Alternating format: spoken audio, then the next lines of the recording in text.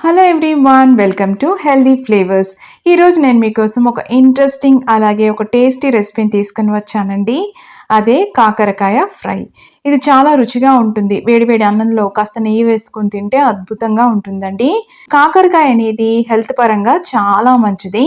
ఎక్కువగా anti cancerous properties ఉంటాయి దీంట్లో. అలాగే షుగర్ని కూడా కంట్రోల్ చేస్తుందండి. కొలెస్ట్రాల్ లెవెల్స్ని కూడా తగ్గిస్తుంది. అప్పుడప్పుడు డైట్‌లో ఈ వెజిటబుల్‌ని ఇంక్లూడ్ చేసుకోవడం అనేది హెల్త్ పరంగా చాలా మంచిది. ఇది ఎవరైనా తినొచ్చండి. చేదైతే కాస్త ఉంటుంది. కాకరకాయ అన్నాక ఆ చేదు ఉంటేనే కమ్మగా ఉంటుంది. వీడియోని కంప్లీట్‌గా వాచ్ చేసి ఈ రెసిపీని ట్రై చేయండి. ఇక మనం రెసిపీలోకి వెళ్ళిపోదాం. ముందుగా ఇక్కడ నేను చిన్న కాకరకాయలు తీసుకున్నానండి. ఈ కాకరకాయల్ని కాస్త ఉప్పు వేసుకొని నీళ్ళలో నానబెట్టుకొని అప్పుడు ఒక 5 నిమిషాల తర్వాత 2-3 సార్లు కడుక్కున్నాను. ఇప్పుడు ఈ కాకరకాయల్ని ఆ తొడిమిలవి తీసేసి 4 ముక్కలుగా పొడవుగా కట్ చేసుకోవాలండి. మనం దొండకాయని పొడవుగా కట్ చేసుకుంటాం కదా, ఆ విధంగా కట్ చేసుకోవాలి. ఇప్పుడు మధ్యలోకి మళ్ళీ ఇలాగా కట్ చేసుకుంటున్నాం. చూసారా, ఇలాగా అన్ని కాయలు కట్ చేసుకోవాలి. ఇలా కట్ చేసుకున్నాం కదా, దీంట్లో కాస్త ఉప్పు వేసుకున్నాను. ఇలాగ రాక్ సాల్ట్ అయినా పర్వాలేదు, లేకపోతే మామూలు ఉంటుంది కదా అదైనా పర్వాలేదు. ఇవి వేసుకొని ఒక్క 5 నిమిషాలు ఇలాగా మనం కలుపుకోవాలి. దాదాపు ఒక 5 నిమిషాలు పక్కన పెట్టేసుకోండి ఉప్పు కలిపేసుకొని. 5 నిమిషాల తర్వాత ఇలాగా నీళ్ళు ఏమన్నా వస్తే పిండేసుకోండి. ఇలా చేయడం వల్ల ఏమవుతుందంటే కాస్త చేదు తగ్గుతుంది ఒకటోది. రెండోది ఫ్రైలు అవి చేసుకున్నప్పుడు డీప్ ఫ్రై చేసుకున్నప్పుడు చాలా క్రిస్పీగా వస్తాయండి. ఇదొక టిప్పు.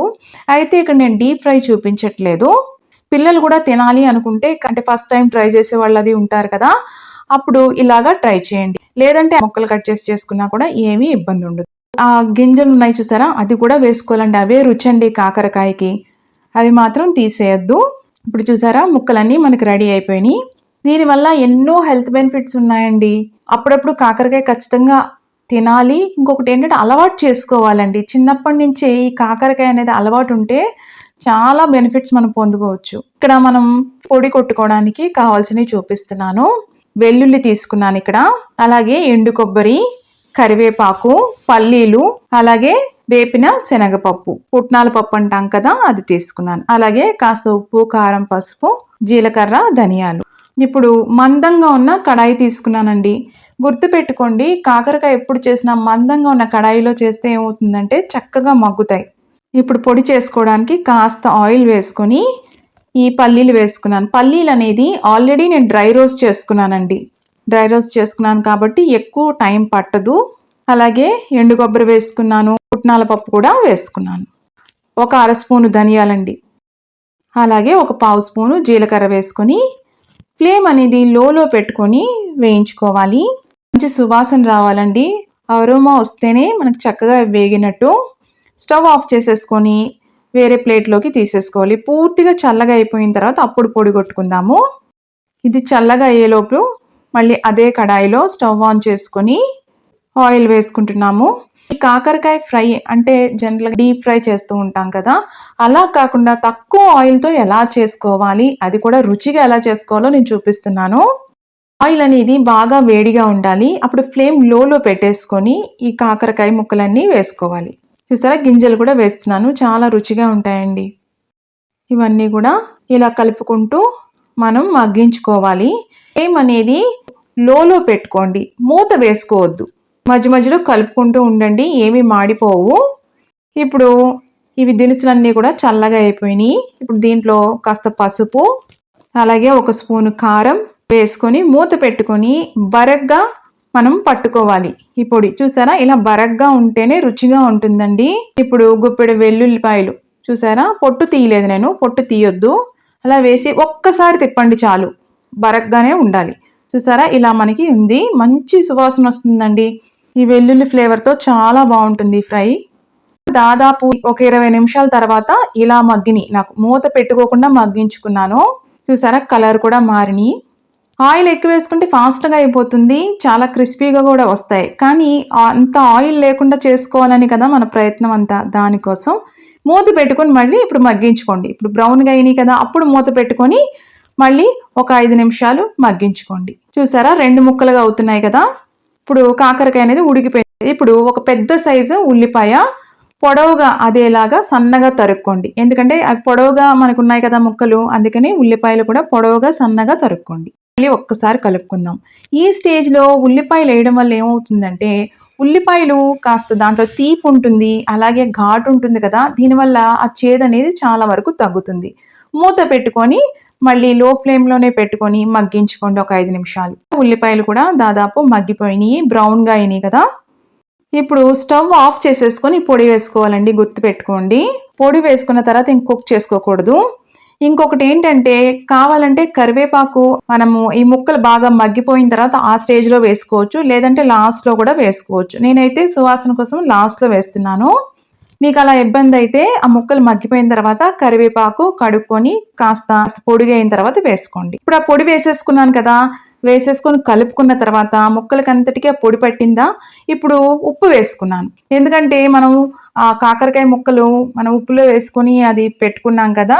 కాస్త ఉప్పు ఉంటుంది. ముక్కలకు కూడా ఉప్పు పట్టి ఉంటుంది. అందుకని ఇప్పుడు కాస్త మాత్రమే ఉప్పు వేసుకున్నాను. కాస్త కాస్త పొడి వేసుకుంటూ ఇదంతా మనం కలుపుకోవాలి. ఒకవేళ పొడి మిగిలిపోయిందనుకోండి ఏం వేస్ట్ కాదు. మనం ఏదన్నా వేపుళ్ళు, ఫ్రై ఏమన్నా చేసుకుంటాం కదా! అప్పుడు వేసుకోవచ్చు. ఇప్పుడు మళ్ళీ కాస్త వేస్తున్నాను. ఇలా వేసుకోవడం వల్ల ఏమవుతుందంటే, ఒకటేసారి వేసుకుంటే ముక్కలకు పట్టదు. కాస్త కాస్త వేసుకుంటూ ఇది కలుపుకుంటా ఉంటే ముక్కలకి బాగా పడుతుంది. మంచి సువాసన వస్తుందండి. వేడి వేడి అన్నంలో ఇది నెయ్యి వేసుకొని తింటే చాలా బావుంటుంది. పిల్లలు కూడా చక్కగా ఇది అలవాటు పడతారు. కాస్త చేదుకు కూడా అలవాటు పడాలండి చిన్నప్పటి నుంచి. అప్పుడే ఏమవుతుందంటే ఆ వెజిటబుల్‌ని ఇష్టపడతారు. ఇంకొకటేంటంటే ఆ హెల్త్ బెనిఫిట్స్ కూడా ఉంటాయి గదా! దానివల్ల. ఎప్పుడో తర్వాత అలవాటు కావాలనుకోండి, ఒక్కొక్కళ్ళు అలవాటు చేసుకోరు. దానివల్ల దాని టేస్ట్ కూడా మిస్ అయిపోతారు. ఆ ఇబ్బంది కూడా ఉంటుంది కదండీ! అంత మంచి వెజిటబుల్ కూడా మనం మిస్ అయిపోతాం. ఇప్పుడు ఒక చిన్న ముక్కను టేస్ట్ చేయండి. టేస్ట్ చేసి ఉప్పు సరిపోయిందో లేదో చూసుకోండి. ఒకవేళ సరిపోలేదు అనుకోండి, అప్పుడు కాస్త మళ్ళీ ఉప్పు వేసుకోండి. ఇంకిప్పుడు కాస్త వేడి మీదే ఉంటుంది కదా! ఆ వేడి మీద నేను లాస్ట్‌లో కరివేపాకు వేసుకుంటున్నాను. ఒకవేళ పచ్చి కరివేపాకు తినను అనుకున్న వాళ్ళు మాత్రం ఆ కాకరకాయ మగ్గిపోతుంది కదా! అప్పుడు వేసేసుకోండి. అప్పుడు అవి కరకరలాడుతూ చక్కగా డీప్ ఫ్రై అయిపోతాయి.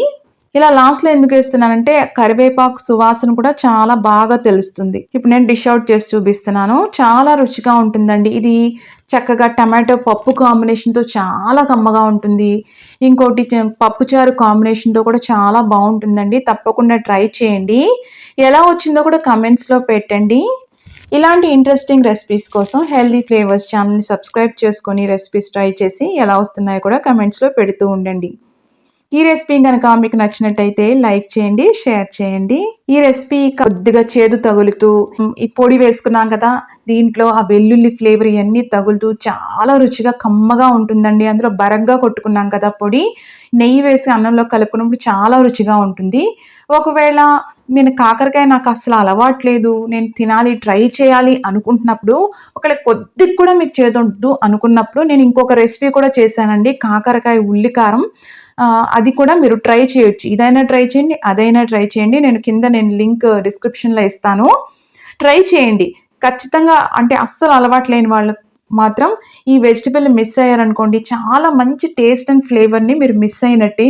అందులో హెల్త్ బెనిఫిట్స్‌ని కూడా మీరు మిస్ అయినట్టే. తప్పకుండా ట్రై చేయండి. మళ్ళీ మరొక ఇంట్రెస్టింగ్ రెసిపీతో మిమ్మల్ని కలుస్తాను. అంతవరకు stay healthy, happy. Thank you.